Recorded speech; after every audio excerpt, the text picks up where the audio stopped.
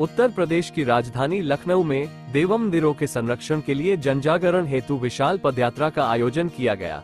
धर्मरक्षा समिति द्वारा संपूर्ण भारत में जीर्ण मंदिरों के पुनरुद्धार, खंडित देव विग्रहों की पुनः प्राण प्रतिष्ठा, मंदिरों में पूजा भोग की व्यवस्था तथा मलिन देव तीर्थों की स्वच्छता हेतु कार्य किए जा रहे हैं। इस अवसर पर प्रातः 10:30 बजे श्री सुंदरकांड पाठ का आयोजन किया गया। उसमें बड़ी संख्या में मातृशक्ति की उपस्थिति रही। कार्यक्रम में लखनऊ के उप महापौर श्री गिरीश गुप्ता जी सपत्नीक उपस्थित रहे एवं धर्म रक्षा समिति के कार्यों की भूरी भूरी प्रशंसा की तथा इस कार्यक्रम में संपूर्ण सहयोग का आश्वासन दिया। हुआ है उसका कैसा रहा पूरा पदयात्रा, किस तरीके से जन जागरण किया आपने सब लोगों को? ये पदयात्रा का समापन नहीं है, ये पदयात्रा का प्रारंभ है। जब तक भारतवर्ष के लाखों मंदिरों में नियमित रूप से भोग और पूजा न होने लग जाए, जब तक उनके जर्जर भवन अच्छे न हो जाए, कि उचित सुदृढ़ स्थिति में ना आ जाएं, जब तक खंडित देव विग्रहों के स्थानों पर पुनः नवीन देव विग्रहों की प्राण प्रतिष्ठा न हो जाए, तो तब तक ये पदयात्रा का समापन नहीं है। ये केवल एक अल्प विराम है। धर्म रक्षा समिति की तरफ से आज जो पदयात्रा निकाली जा रही है, आप उसमें शामिल होने के लिए दिल्ली से आए हैं, क्या कहना चाहेंगे इस यात्रा को लेकर, कितने उत्साहित हैं? मैं बहुत उत्साहित हूँ। एक्चुअली जब मैं पहली बार आया था यहाँ पे, अक्टूबर के लास्ट वीक में आया था, तो तब मैं आदरणीय जो एडवोकेट साहब हैं मधु मुकुल त्रिपाठी जी, उनके साथ आया था। तो आचार्य जी की बहुत मेरे को मतलब अपॉर्चुनिटी मिली आचार्य जी के साथ कनेक्ट होने की। तो फिर हमने एक पदयात्रा के जब उसमें पार्ट लिया था, तो हम वहाँ डालीगंज वहाँ गए थे। तो गोमती नदी के किनारे वो बहुत एक मतलब एक इतना प्राचीन मंदिर है जिसके बारे में इन्फॉर्मेशन ही नहीं थी हमें, पर जब हम वहाँ पे गए बहुत ही अच्छा ऑरा फील हुआ, बहुत ही अच्छा लगा। तो अंदर से एक आवाज़ आई कि मेरे आज 16 जनवरी है, मेरे दादाजी की पुण्यतिथि है, बरसी, जिसको पंजाबी में बरसी भी कहते हैं। तो उस पुण्यतिथि पे एक पूरे परिवार को फिर मैंने बताया अपना, हमारा भगवान की दुआ से बहुत बड़ा परिवार है, गांधी परिवार है, भाई भाभी सबको बताया। तो फिर हम सब ने मिलके यहाँ पे आज एक भंडारे का आयोजन किया, पूरे गांधी परिवार ने मिलके। तो अब उसमें बहुत अच्छा लग रहा है कि हम, और मैं एक ये बात कहना चाहूँगा कि जैसे लोग कहते हैं कि सरकार को बताओ, ये बताओ, वो बताओ, भाई मंदिर हमारे हैं, हम अपने मंदिरों की करेंगे तो दूसरे लोग हमारे मंदिरों के बारे में सोचेंगे। जैसे हम अपने घर की सुरक्षा करते हैं, घर को अपना ओके रखते हैं, वैसे ही हमारी रिस्पॉन्सिबिलिटी है अपने मंदिरों को करने। आज मैं एक न्यूज़ बाइट देख रहा था कि राम मंदिर के 1 फ्लोर का निर्माण तो चंदे के ब्याज से ही हो गया। तो बस एक वो करने की नीयत की कमी है।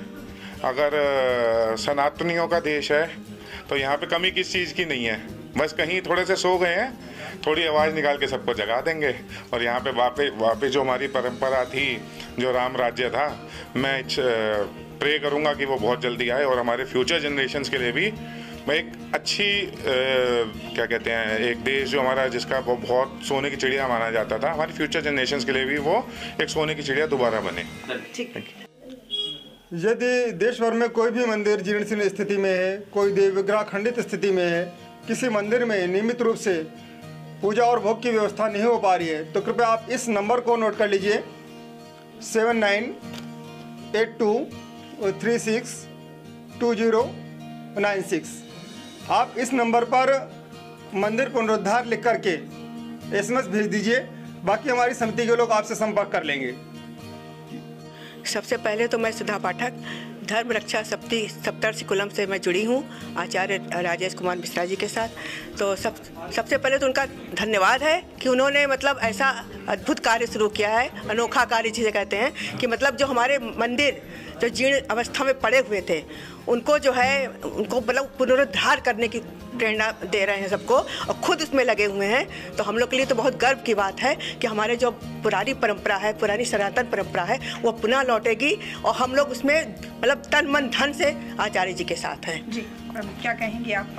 मैं अंजू अग्रवाल, मैं यही कहना चाहती हूँ कि हम लोग धर्म रक्षा समिति से जुड़े हैं तो हम लोगों के लिए बहुत गर्व की बात है। और आचार्य जी श्री डॉक्टर राजेश मिश्र भैया जो हैं वो हम लोगों को आगे से आगे बढ़ाते हैं और धर्म रक्षा और कैसे पूजा पाठ की जाती है सब उसकी विधि विधान सिखाते हैं। और संस्कार शालाएँ भी खोल रहे हैं जगह जगह, जिससे बच्चों को संस्कार दिए जा सकें। जैसे आजकल माता पिता की इज्जत नहीं करते हैं, ये सब सिखाना सब भैया सिखा रहे हैं।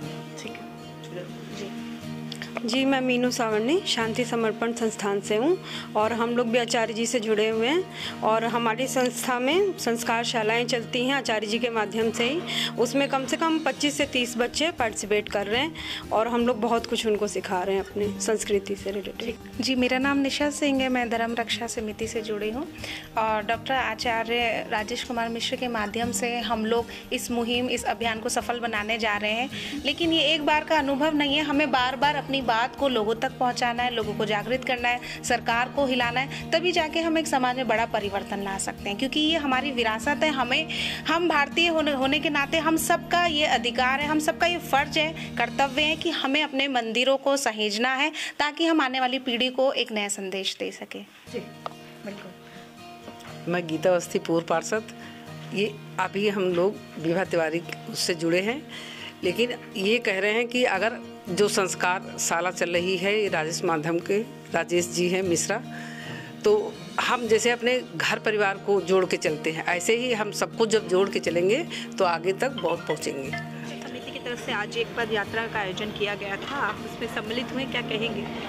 देखिए, लखनऊ नगर निगम के उपाध्यक्ष होने के नाते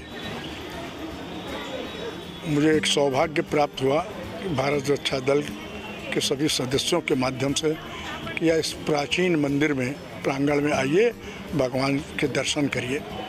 दर्शन करने का मुझे लाभ मिला और ये 100 साल के पहले की पुरानी ये इमारत है, मंदिर है, मुझे भी नहीं ज्ञात था। मैं यहाँ जन्म लिया मैंने रकाबगंज क्षेत्र में, मुझे भी इसका अनुभव नहीं था। मैं भगवान की कृपा मानूं या आप सबका बड़ों का आशीर्वाद मानूं कि ये दर्शन लाभ करने का मुझे अवसर मिला। इतना प्राचीन मंदिर उठाया गया है, सराहनीय कार्य है। नए मंदिर तो तमाम लोग बनवाते हैं, पुराने मंदिर का जीर्णोद्धार होना एक ऐतिहासिक कदम है।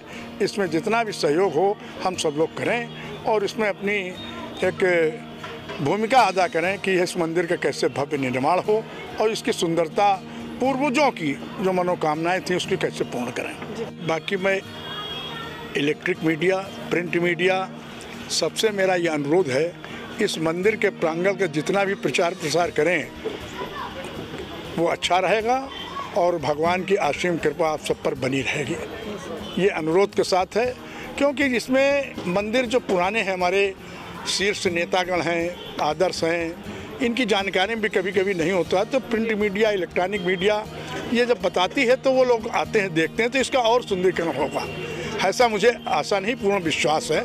तो इस माध्यम से मैं आपसे भी आप सबसे अनुरोध करूंगा, इसको ज़रा और हाईलाइट आप लोग किसी न किसी चैनल के माध्यम से करते रहेंगे, मंदिर का जीर्णोद्धार आपकी भी सराहनीय भूमिका हो। ये मैं पूर्व पार्षद शशि गुप्ता और मेरा रकाबगंज मेरा है स्थल है। मुझे अपने आप में बहुत सौभाग्य प्राप्त हो रहा है क्योंकि मैं इस मंदिर में पहले आ चुकी हूँ, लेकिन शायद मुझे इतना ज्ञात नहीं था यहाँ के इसके बारे में। लेकिन मैंने अभी जो दर्शन किए हैं भोले बाबा के, मुझे अपने आप में अंदर से एक अच्छी महसूस हुआ। तो मैं इनसे, अपने पति से मैंने यही कहा कि आपको जो ये पद मिला है इसको उद्धार करने के लिए, मंदिर के लिए आप पूरा प्रयास करिए इसमें। और मैंने 2 लाइटों के लिए मैंने बोल दिया है कि सबसे पहले इसमें 2 लाइटें लगवाएंगे और जितना ज़्यादा होगा इस मंदिर का निर्माण कराएंगे। बस मैं प्रभु से कि मुझे यहाँ आने का सौभाग्य मिला, मैं अपने आप को बहुत धन्यवान समझ रही हूँ।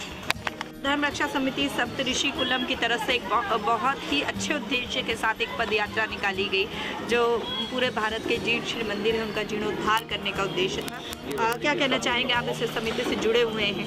जी, ये धर्म रक्षा समिति जो है पुराने जो मंदिर हो चुके हैं और काफ़ी टाइम से जिन पे कोई ध्यान नहीं दिया जा रहा है, उनकी अवस्था काफ़ी जीर्ण शीर्ण हो गई है, तो उसके लिए काफ़ी कार्य कर रही है। और हम सभी लोग इसमें लगे कि लोगों को उसके लिए हम लोगों को उसके बारे में बताएं, जागरूक करें और धीरे धीरे बात ये सरकार तक पहुँचे।